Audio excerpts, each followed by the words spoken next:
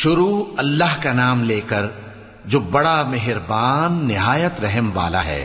میں اس شہر یعنی مکے کی قسم کھاتا ہوں اور تم اے نبی صلی اللہ علیہ وآلہ وسلم اسی شہر میں تو رہتے ہو، اور سب کے باپ یعنی آدم اور اس کی اولاد کی قسم کہ ہم نے انسان کو محنت و مشقت میں رہنے والا بنایا ہے۔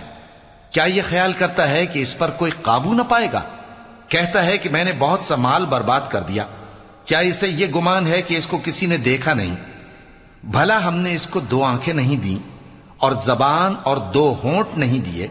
یہ چیزیں بھی دیں اور اس کو خیر و شر کے دونوں رستے بھی دکھا دیے، مگر یہ گھاٹی پر سے ہو کر نہ گزرا۔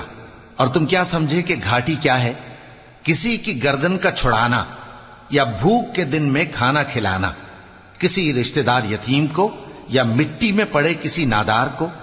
پھر ان لوگوں میں بھی شامل ہوا جو ایمان لائے اور جو صبر کی نصیحت اور ایک دوسرے کو مہربانی کی تلقین کرتے رہے۔ یہی لوگ اچھے نصیب والے ہیں، اور جنہوں نے ہماری آیتوں کو نہ مانا وہی برے نصیب والے ہیں۔ یہ لوگ آگ میں بند کر دیے جائیں گے۔